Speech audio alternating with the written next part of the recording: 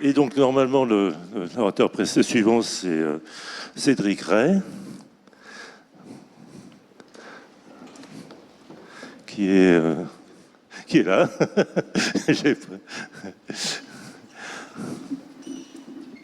Donc, Cédric Ray donc, est maître de conférence donc, à l'Université Claude Bernard Lyon 1. Il est membre du laboratoire Créatis, je crois. Donc, c'est un physicien de formation et qui s'est toujours intéressé également donc, au lien entre la physique et puis la santé, si je ne dis pas de bêtises. Voilà, et qui va nous parler en fait des conséquences des découvertes d'Ampère sur bien la santé, sur la manière donc, de soigner les gens. Bonjour à tous. Juste pour ne pas avoir le vidéoprojecteur dans les yeux, je me décale un petit peu. Donc effectivement, je suis maître de conférence à l'Université Claude Bernard Lyon 1 et je suis au niveau recherche au Centre de recherche en acquisition et traitement de l'image pour la santé. J'ai fait d'autres laboratoires comme l'ILM et l'IPNL, mais aujourd'hui donc je suis au Créatis sur des thématiques d'optique biomédicale. Et aujourd'hui, je voulais donc vous parler un peu d'électricité et santé. Alors, quand Alfonso m'a proposé cet exposé, je me suis dit, mais de quoi je vais parler? Alors, j'ai marqué un peu toutes les idées qui me venaient. D'abord, un peu d'historique, puisque l'électricité, disons, animale, c'est aussi une des choses principales qui a mené à la découverte de l'électricité, avec les expériences qu'on verra juste après. Et puis, donc, il y a tout l'aspect électrophysiologie, donc électroencéphalogramme, magnétoencéphalogramme, électrocardiogramme, etc. Mais aussi la stimulation cardiaque, musculaire et d'autres organes. Il y a aussi, en fait, tous les dispositifs électromédicaux, puisque l'électricité, elle est présente quasiment dans 100% des DM, dispositifs médicaux, pardon, et encore plus dans les électromédicaux. Et donc, pour ça, il y a d'ailleurs une norme internationale pour codifier ce que doit faire un dispositif qui touche à la santé, mais qui en même temps a de l'électricité. C'est par exemple le cas du bistouri électrique, des aides auditives, des pompes médicales, etc. Évidemment, il y a aussi tout l'aspect imagerie, avec les scanners, la TEP, tomographie par émission de positons, les ultrasons, et puis l'imagerie par résonance magnétique. Alors, que faire en 30 minutes, 25 minutes, puisque je vais laisser quelques minutes pour les questions? Eh bien, je me suis dit qu'on ne pouvait quand même pas se passer un peu d'historique rapide, quelques notions physiques associées, et puis, j'ai choisi un peu arbitrairement quelques éléments à expliciter. Donc ceux qui sont en gras, l'électroencéphalographie, la magnétoencéphalographie, et puis finalement dans les dispositifs électromédicaux, j'ai choisi l'IRM. Pourquoi l'IRM? Parce que j'aime bien l'IRM et je trouve que c'est un bon exemple. Il y a aussi des champs électromagnétiques qui sont mis en jeu. Il y a beaucoup de choses, donc je trouvais que c'était intéressant d'expliquer ce type d'appareil. Donc tout d'abord, un petit peu d'histoire. Donc au XVIIIe siècle, il y a Galvani qui pense que l'électricité... alors d'abord, à cette époque-là, l'électricité était très mal comprise, principalement étudiée via les machines à friction, qui finalement ne sont ni plus ni moins que des améliorations de la peau de chat et de l'ambre, qui étaient au temps de l'Antiquité. Et puis Galvani, donc lui il est médecin anatomiste et il étudie la physiologie des nerfs et des muscles et il pense que finalement le vivant produit sa propre électricité. Alors il fait l'expérience avec les cuisses de grenouille, donc je vous ai mis une gravure en bas à gauche. Il a mal interprété cette expérience, mais peu importe. On sait que dans la nature, il y a aussi des animaux qui produisent vraiment de l'électricité, les anguilles, les raies, les abeilles, les frelons orientaux, etc. Donc on sait qu'il y a des animaux qui produisent de l'électricité. Mais vient alors Volta qui s'oppose à Galvani et qui dit que ce n'est pas l'animal qui génère l'électricité, mais les métaux en contact. Okay, donc lui, pour prouver son point, il invente la pile électrique, dont vous avez une photographie à gauche. Et ce débat fondateur, il va permettre de donner naissance à l'électrophysiologie moderne. Et on comprend alors que finalement, le courant électrique, plus tard, ce sont des charges qui se déplacent. Donc des charges, soit des électrons, soit des ions, etc., mais des charges électriques qui se déplacent.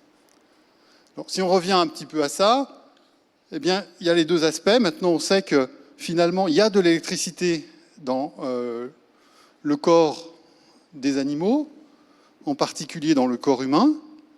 Et d'où ça vient? Eh bien, ça vient effectivement d'une différence d'ions. En fait, il y a un transfert d'ions au niveau des cellules cérébrales, par exemple, qui génère un courant dans le neurone et qui se propage de proche en proche. Alors, il y avait des exercices, quand j'enseignais notamment en sciences de la vie, on faisait des exercices pour montrer que, par exemple, la gaine de myéline qui est autour des nerfs va permettre de changer complètement les caractéristiques de résistance et donc de temps de propagation de l'influx nerveux. Donc ça, on a effectivement des courants qui existent dans le corps humain et qui se transmettent via les réseaux de nerfs. On a une différence de potentiel entre moins 60 millivolts à moins 90 millivolts, donc qui sont une différence de concentration d'ions. Et donc ça va permettre de faire tout ce qui est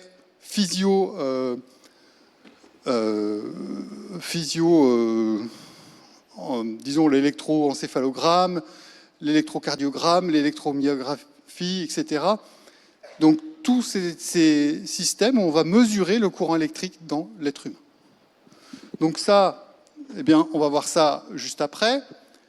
Mais avant, on va regarder un petit peu les aspects de l'induction pour faire la magnétoencéphalographie.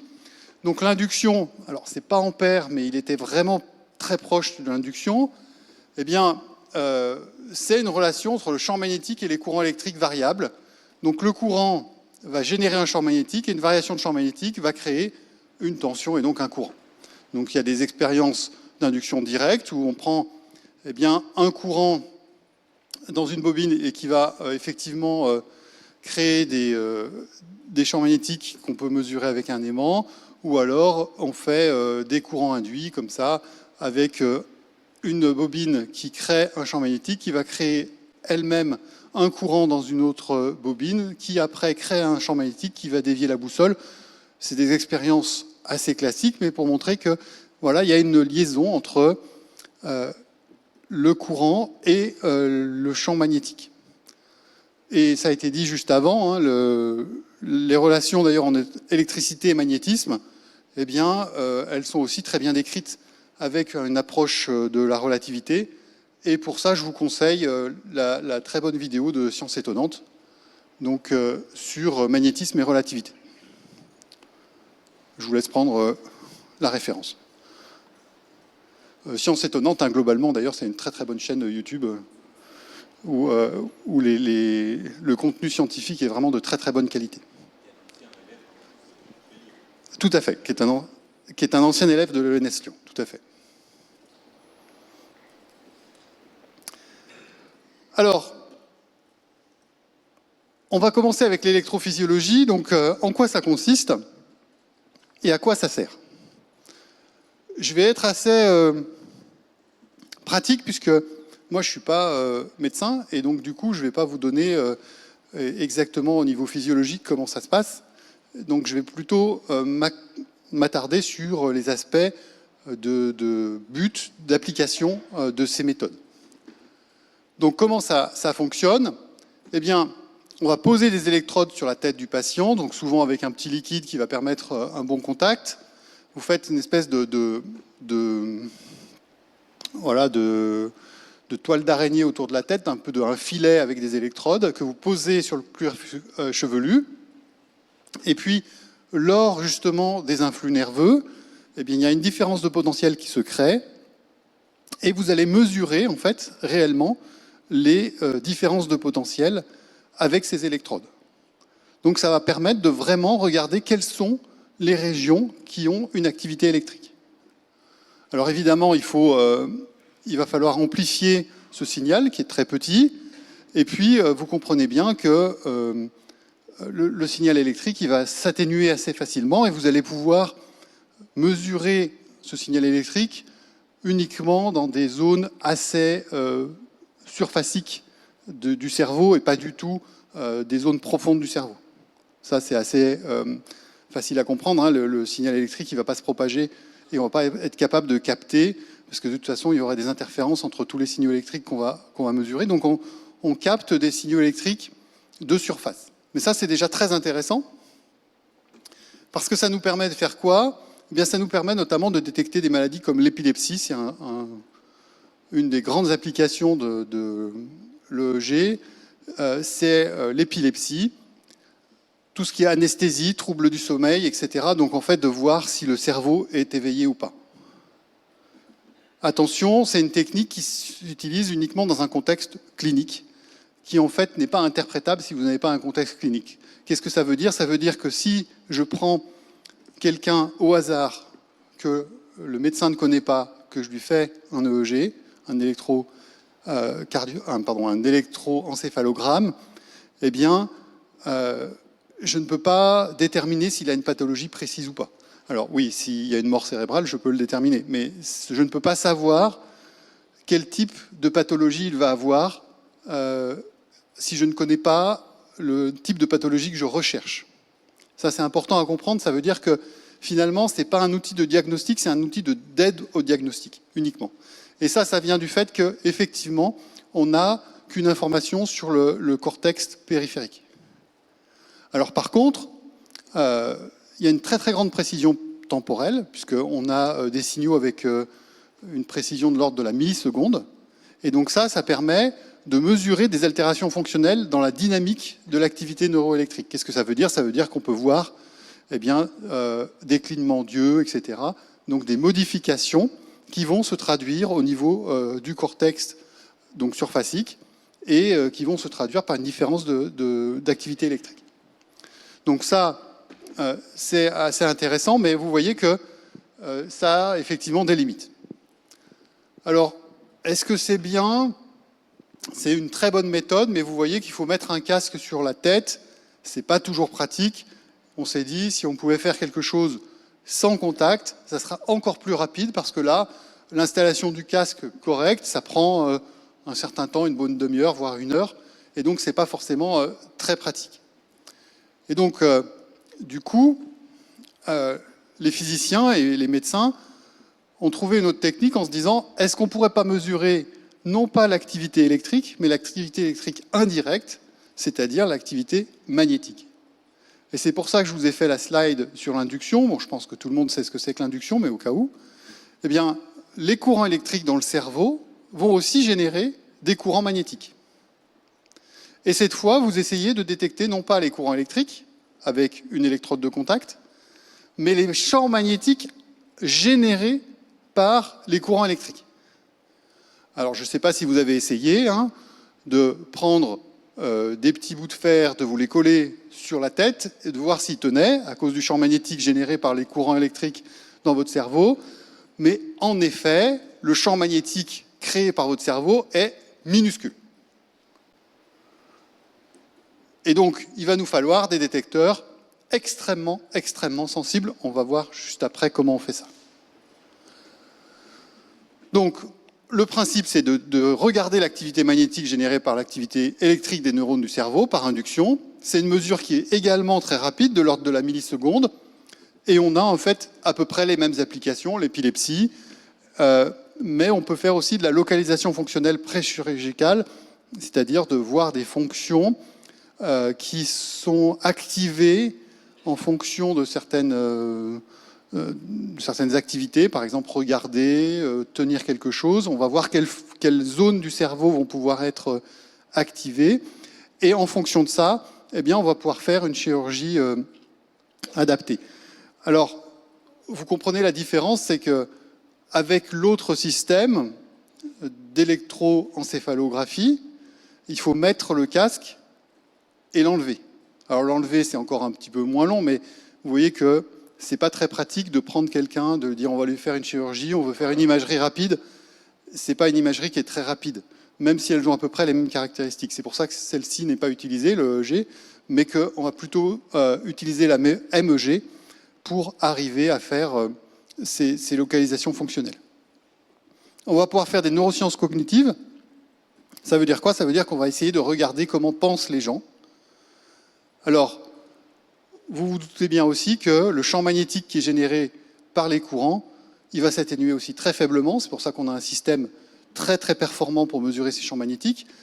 Mais ça veut dire aussi qu'on va mesurer des champs électriques, des champs magnétiques qui sont induits par ces courants électriques, qui sont en surface. Donc là encore, on va avoir une information de surface. Et donc, évidemment, on va pouvoir commencer à faire un peu de neurosciences cognitives, mais on est limité par le fait qu'on ne va pas avoir une information sur le volume du cerveau. Donc on va évidemment aussi être capable de regarder des désordres psychiatriques et neurologiques, comme la démence ou la maladie d'Alzheimer, donc différentes choses qui vont pouvoir être détectables assez facilement. Donc vous voyez que là, il y a un casque, mais c'est un casque qui est beaucoup plus simple à mettre, puisqu'il s'adapte juste, il n'y a pas toutes les électrodes à poser bien correctement. Et on fait des images comme en haut, où on voit des zones qui sont éclairées en fonction des activités. Alors pour mesurer ça, donc ça c'est exactement la même chose, c'est juste le schéma de principe tiré du site du CEA. Je vous donnerai les références bien sûr à la fin. Bien, on mesure l'activité cérébrale et donc on va utiliser un SQUID, donc un magnétomètre. Donc c'est un système qui permet de mesurer le champ magnétique. Et ce système de mesure du champ magnétique, on l'appelle un SQUID. Qu'est-ce que c'est? Eh bien, c'est un Superconducting Quantum Interference Device. Et donc, c'est un magnétomètre qui permet de mesurer des champs magnétiques très très faibles et en fait qui est dans un état supraconducteur. Donc, en fait, on a un système supraconducteur pour être capable de mesurer... Pardon, je vais enlever...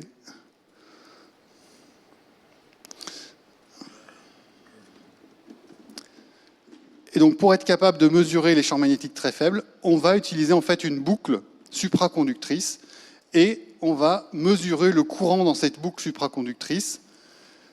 Et donc, pour maintenir cette boucle en état supraconducteur, eh bien, on est obligé de la mettre dans de l'hélium liquide à 3K, donc moins 270 degrés Kelvin, degrés Celsius, bien sûr, puisque c'est 3K. Et donc là, vous voyez que comment on fait ça? Eh bien, c'est ce qui explique la grosse bonbonne au-dessus de la tête du patient. La grosse bonbonne au-dessus de la tête du patient, en fait, elle est remplie d'hélium liquide à 3K et elle va permettre de maintenir tous les détecteurs dans cet état supraconducteur par refroidissement. Donc là, vous voyez que vous comprenez tout de suite un des problèmes de cette technique, c'est que c'est beaucoup moins portable. Ça, vous ne l'emmenez pas chez vous comme ça. Mais on a vu qu'effectivement, chaque technique a ses avantages et ses inconvénients. Ici, je vous ai rappelé un supraconducteur au-dessus d'un aimant peut être en lévitation stable. Donc là, je n'ai pas le temps aujourd'hui de vous expliquer ce que c'est que la supraconduction, mais je vous conseille d'aller voir ça, c'est assez rigolo. Enfin, rigolo, je veux dire pour le public qui est là, parce que sinon... Donc, si on résume un petit peu ce que j'ai dit entre l'EEG et la MEG, donc soit on mesure un signal électrique, soit un signal magnétique. Il y a un contact avec le patient dans l'EEG, il n'y en a pas avec la MEG, même si les électrodes sont très proches. On est sensible au courant radio et on est sensible au courant tangentiel. Ok, donc ça, parfois, ça peut avoir une importance en fonction de ce que vous voulez mesurer dans le cerveau. La déformation du signal par le crâne, elle est quand même très forte au niveau de l'EEG. Elle est beaucoup plus faible au niveau de la MEG. C'est pour ça qu'on a fait ça, parce que le champ magnétique, en fait, va être beaucoup mieux, va pas être atténué par le crâne. Par contre, excellente résolution temporelle dans les deux cas, de l'ordre de la milliseconde. Résolution spatiale assez moyenne. Bonne à très bonne avec la MEG, 2 à 5 mm, alors qu'on est à 1 ou 3 cm pour l'EEG. Le confort, eh bien, effectivement, c'est beaucoup plus long de mettre l'EEG puisqu'il y a pour mettre le filet, il faut mettre des gels pour pouvoir avoir une conduction électrique, pour avoir un contact électrique. Là, l'installation est beaucoup plus simple dans la MEG. Par contre, eh bien, l'AEG, ça coûte pas très cher, le matériel est peu encombrant, donc il est très portable, c'est la dernière ligne. Là, c'est très coûteux, il y a de la cryogénie avec de l'hélium liquide, donc c'est beaucoup plus complexe. Et puis donc, du coup, c'est très fixe et en salle blindée à cause des champs magnétiques. Les applications principales, vous voyez que c'est à peu près les mêmes. On a l'épilepsie, le sommeil, l'anesthésie, la psychophysiologie, pardon, et puis BCI, je ne sais même plus ce que c'est, mais c'est pas grave. L'épilepsie, la localisation fonctionnelle préchirurgicale, les neurosciences cognitives. Ça, c'était vraiment la mesure directe du champ électrique ou du champ magnétique. Et à présent, je vais vous parler d'une mesure beaucoup plus indirecte du champ électromagnétique, on va dire, c'est l'IRM. Alors l'IRM, je vérifie le temps un petit peu. On a commencé en retard, hein, c'est ça? Ok. L'IRM, eh bien, c'est quelque chose qui a été inventé dans les années 50 avec un prix Nobel de physique pour la RMN. Et puis les premières images d'un être humain ont été faites dans les années 70, et il faut attendre les années 90 pour qu'on ait vraiment, en plus de l'imagerie fonctionnelle, donc on puisse voir en fait vraiment, disons, penser les gens avec ce système-là. Et on a encore en 2003 un prix Nobel de physiologie de médecine pour justement les découvertes de l'IRM. Alors comment ça fonctionne? Eh bien, on utilise une propriété éminemment quantique des atomes et du noyau, puisqu'on utilise le spin. Qu'est-ce que c'est que le spin? Eh bien, les particules, elles sont, disons, classifiées. Alors, je ne rentre pas dans la classification des particules élémentaires, on n'aura pas le temps, mais toutes les particules, on les connaît. Elles ont, c'est un mélange de quarks et de leptons pour faire toute la matière qui nous entoure. Et donc là, on parle de protons, donc qui sont faits de quarks, et ces protons, ils ont aussi ce qu'on appelle un moment. On peut dire que l'analogie, c'est que le fait qu'elle tourne sur elle-même, même si c'est assez impropre, c'est le spin. Alors, moi je dis toujours, si vous faisiez une expérience de Sterné-Gerlach tous les matins depuis que vous avez 6 ans, vous auriez l'impression de connaître ce que c'est que le spin et de le comprendre de la même manière que vous comprenez ce que c'est que la masse. C'est-à-dire que vous croyez savoir ce que c'est que la masse, alors que je ne suis pas sûr qu'il y ait grand monde dans l'amphi qui comprenne vraiment ce que c'est que la masse, avec l'aspect des bosons de Higgs. Mais tout ça pour dire que c'est aussi une impression de comprendre, finalement, le spin, c'est une caractéristique des particules. On va... disons, l'accepter pour le moment. Et les protons, ils ont un spin qui peut être ce qu'on appelle up ou down, donc moins 1,5 ou plus 1,5, parce que c'est des fermions, il faut que ça soit demi-entier, mais peu importe. Et donc, en fait, on a ces flèches. Et par la suite, je vais pouvoir faire une analogie macroscopique pour expliquer l'IRM. Évidemment, c'est un phénomène qui est éminemment quantique, et si vraiment on veut faire des calculs précis, on est obligé de passer par la quantique. Mais il se trouve que c'est un des systèmes où l'analogie macroscopique avec des aimantations marche assez bien. Alors, d'abord, le principe c'est quoi? C'est d'exciter le spin des protons contenus dans l'hydrogène de l'eau. Et donc on a des champs magnétiques intenses plus un gradient de champ tournant pour avoir un signal électromagnétique de retour à l'équilibre T1 et T2. Et donc c'est ce qu'on va essayer d'expliquer ici. Et donc ça va nous permettre de faire des images donc, du cerveau, mais de n'importe quelle partie du corps, donc des coupes, et on va ensuite reconstruire avec ces coupes des modélisations tridimensionnelles. Alors d'abord, le spin, qu'est-ce qui se passe? Eh bien, en fait, quand vous le mettez dans un champ magnétique, il va se mettre à précesser, c'est-à-dire qu'il va se mettre à faire comme un gyroscope, à tourner par rapport à un axe. et l'axe, ça sera l'axe du champ magnétique qui va se mettre à tourner autour du champ magnétique.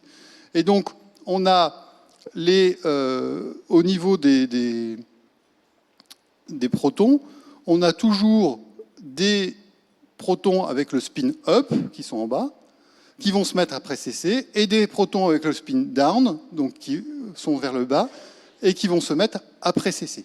En général, eh bien, on a l'état down qui est un petit peu plus énergétique que l'état up. C'est pour ça que je les ai mis selon ce schéma, avec l'état up qui est en bas et l'état down qui est en haut, puisque ça représente aussi une échelle d'énergie. Là, on est à l'état d'équilibre, mais à l'état d'équilibre, il subsiste toujours quelques, disons, protons supplémentaires qui sont dans l'état le plus fondamental. Et on va voir que ça, c'est assez important, puisque le nombre de molécules dans 18 grammes d'eau, c'est à peu près 10 exposant 23, 6, 10, 23, et le nombre de protons en excédent, donc ceux qui ne sont pas avec leur pendant dans l'état d'équilibre up-down, eh bien on en a 10,6, avec un champ de 0,5 Tesla. Donc vous voyez que c'est vraiment très très peu. Alors heureusement, ça augmente ce nombre en fonction du champ magnétique que vous mettez. Mais vous voyez que les protons avec un spin up qui sont pas compensés par des protons avec un spin down, donc ceux qui sont en excès, ça représente 10,6 sur 10, 23. Donc c'est absolument ridicule. Okay, il y a 17 ordres de grandeur. Eh bien, le signal qu'on va détecter, il provient uniquement de ces 10,6 protons qui ne sont pas en équilibre, qui n'ont pas leur pendant dans le spin down. Et donc pour l'instant, moi je fais comme si j'oubliais les 10 exposant 17 protons qui sont up et qui ont leur pendant down, et je m'intéresse, enfin les 10-23 disons, puisque si j'enlève 10-6 à 10-23, c'est toujours 10-23. Hein. Donc les 10-23 qui ont leur pendant en down et up, je ne m'y intéresse pas, je m'intéresse uniquement à ceux qui sont tout seuls, qui n'ont pas de pendant down en haut dans les énergies supérieures. Et c'est ceux-là qui m'intéressent, qui sont en train de faire de la précession autour du champ magnétique, et je vais essayer de les exciter, ceux-là. Donc qu'est-ce que je fais? Eh bien, j'envoie une onde électromagnétique, donc ils sont tous en train de précesser, j'envoie une onde électromagnétique en rouge, là, à gauche, et donc du coup, si mon onde électromagnétique elle est bien choisie, c'est-à-dire si elle a la bonne énergie, je vais pouvoir faire passer les protons qui sont dans l'état up vers l'état down. OK? Et ensuite, comme c'est un état instable, ces protons, ils ont envie que d'une chose, c'est de redescendre dans l'état down. Et lorsqu'ils redescendent dans l'état down, eh bien, ils vont se désexciter. Mais d'abord, il y a ce qu'on appelle un déphasage. C'est-à-dire que quand vous faites la première excitation, vous allez générer des protons qui vont être en phase. Okay, comme les nageurs synchronisés. D'où mon image. Donc au départ, avec la première excitation, vos protons sont, disons, en phase. Donc la précession des protons, du spin des protons, est en phase. Et cette précession, eh bien, elle va diminuer. Pardon, cette synchronisation, elle va diminuer. C'est-à-dire qu'au fur et à mesure, au départ, quand ils sont mis dans leur état down, ils sont synchronisés. Et au fur et à mesure, ils vont se désynchroniser les uns les autres. Et lorsqu'ils se désynchronisent, eh bien, on va pouvoir capter cette mesure de désynchronisation parce que ça correspond à une aimantation perpendiculaire. Et donc, ensuite, ces états down vont redescendre, et là, eh bien, ça va correspondre à une aimantation parallèle au champ, et on va aussi avoir un signal qui va être émis, un signal T1 de désexcitation, mais en fait pour revenir à l'état d'équilibre. Résultat, vous avez la courbe ici qui montre la désexcitation qui correspond à la désynchronisation, c'est le champ transverse qui descend comme ça, et puis le champ longitudinal qui va augmenter comme ça. Et vous allez donc avoir deux temps caractéristiques, le temps T2 qui correspond à la désynchronisation, et le temps T1 qui correspond à la désaimantation longitudinale. Eh bien, ce qu'on regarde pour faire une imagerie, c'est uniquement la valeur de ce temps T2. Donc on regarde en combien de temps les spins des protons qui précessaient se désynchronisent. Et c'est ça qui va nous permettre de faire des images sur une fraction infime des protons qui sont contenus dans les organes. Et là, vous ne me direz pas que c'est quand même pas très très fort. Alors comment on fait une image 3D? Eh bien, une image 3D, c'est la même problématique que où sont les pralines dans la praluline. Alors évidemment, vous allez me dire, elles sont partout, mais si vous vouliez vraiment savoir où étaient les pralines dans la praluline, une possibilité, c'est de couper, de faire des tranches régulières, et ensuite, vous comprenez bien que si vous avez un petit bout de praluline avec un tout petit bout rouge, et puis au fur et à mesure des tranches, que la section de rouge augmente, vous pourriez positionner en fait cette praline dans la praluline. Tout le monde sait que la praluline, c'est une brioche aux pralines inventée à Rouen par M. Pralus. Hein. C'est bon. Ouais. Okay. Et donc, du coup, en coupant en tranches, eh bien, on va pouvoir reconstruire un modèle 3D pour savoir où sont les pralines. Eh bien ça, si vous le faites en grec, vous dites « je veux faire des tranches et je veux faire une description de ce qu'il y a dans mes tranches », couper en tranches, c'est tomos, et faire une cartographie, en fait,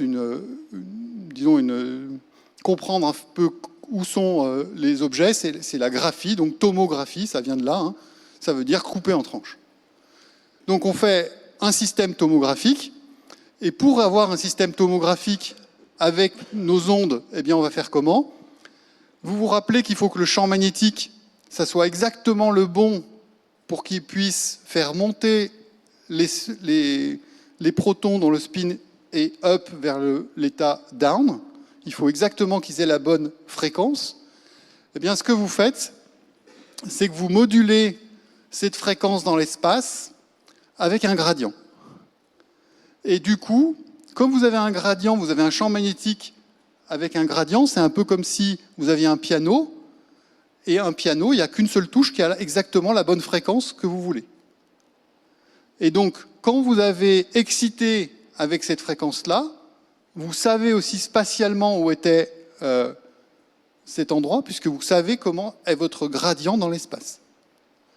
Donc en fait, la corrélation entre la position du gradient dans l'espace et le signal que vous recevez vous permet de savoir où était le proton qui a répondu et qui a répondu correctement. Et donc ça vous permet de faire des coupes. Et une fois que vous avez vos coupes, eh bien vous êtes capable de faire une modélisation 3D entière et de refaire des coupes dans d'autres sens. Donc ça, c'est mes collègues qui font tout l'aspect, disons, reconstruction. Hein. C'est un métier à part entière. Et alors, comment on fait ça concrètement? Eh bien, on a une bobine de champ magnétique de plusieurs Tesla. Le champ terrestre, je vous rappelle, c'est 50 micro-Tesla. Et puis, on a la bobine de gradient de champ qui se rajoute et qui va permettre donc d'exciter les protons et en même temps, avec ce gradient de champ spatial, de savoir d'où viennent les protons qui ont répondu à l'appel et qui se sont désynchronisés et qui nous ont donné un temps T2. On peut évidemment donc changer les antennes pour avoir des systèmes plus précis, des antennes plus larges quand on veut faire des gros organes ou des antennes toutes petites, ou alors des antennes qui sont spécialement pensées pour différents isotopes, enfin différents spins, parce qu'on peut avoir des fréquences un peu différentes si on veut faire du proton ou si on veut faire d'autres choses. Et puis évidemment du produit de contraste pour essayer d'améliorer encore le contraste de ce signal-là. Et là, vous avez une IRM du système sanguin par produit de contraste. Alors, je vais conclure. Donc voilà les images qu'on obtient. Et l'avantage, c'est qu'on peut faire du fonctionnel, c'est-à-dire qu'on va être capable de savoir quelles sont les fonctions qui vont être activées en mesurant justement quelque chose, un signal sur l'oxygène. Et donc ça nous permet de savoir quelles fonctions sont activées dans le cerveau. Et là, vous comprenez bien que comme on est capable de faire des coupes et une reconstruction 3D, vous êtes capable de vraiment voir penser les gens, c'est-à-dire de voir quelles parties du cerveau sont activées en fonction de l'activité que vous lui faites faire. Et donc ça, c'est vraiment incroyable. Il y a une résolution spatiale de 1 millimètre à peu près et une résolution temporelle de 20 à 100 millisecondes. Donc vous voyez que c'est exceptionnel. Pourquoi on ne prend pas uniquement de l'IRM? Eh bien parce que ça coûte très cher et donc il n'y en a pas assez.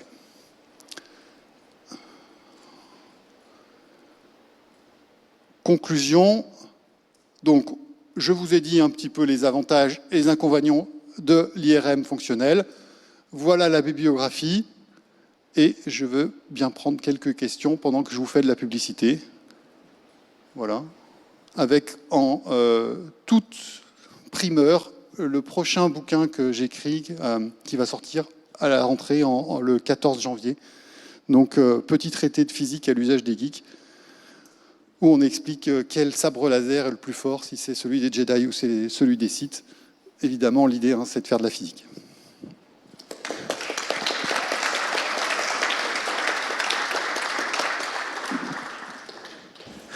Merci Cédric. Donc on va prendre une ou deux questions. Oui. Est-ce que vous pourriez juste nous dire deux mots, comment génère-t-on 50 Tesla? Bien sûr. Alors, c'est pas 50 Tesla, on va de 7 à... C'est 50 micro-Tesla, c'était le champ terrestre. Les IRM actuels, ils sont entre 3, 7, et les plus hauts, c'est 11,7. Il y en a deux en France, 11,7. Il y en a un au Creatis qui va arriver l'année prochaine, et un à Paris. Donc c'est 11. Et comment on fait ça? Eh bien, soit vous payez des grosses factures EDF et vous faites ça avec des bobines. Donc vous prenez des bobines, vous mettez beaucoup de courant et vous avez jusqu'à des champs de 11 Tesla. Mais 11 Tesla, vous ne le faites pas parce que vraiment, ça coûterait trop cher. Mais par exemple, 3 Tesla, vous pouvez le faire avec des bobines conventionnelles. Et donc, du coup, comment on fait? On fait des bobines supraconductrices. Donc on les met dans un état supraconducteur. Et donc, du coup, là, on ne paye plus que le maintien de l'état supraconducteur, c'est-à-dire la cryogénie. Non, on paye la cryogénie, mais on ne paye plus le courant, puisqu'une fois que vous avez mis du courant injecté, le champ magnétique va rester et vous allez avoir un champ magnétique constant, puisqu'on est dans l'état supraconducteur. Alors, je ne pourrais pas vous dire, mais en fait, c'est énorme et c'est ça qui fait du bruit. En fait, je ne sais pas si vous avez passé une IRM. L'IRM, c'est très désagréable parce qu'il y a beaucoup de bruit. Et en fait, c'est justement les gradients de champ qui vont aller dans la bobine, qui vont faire ce bruit-là. Bzzum, bzzum. C'est le courant qu'on entend et qui fait du bruit et qui est très désagréable. Merci. Mais c'est plusieurs ampères, par contre. Oui. Bon, écoutez, je me remercie encore une fois. Puis, donc, je pense que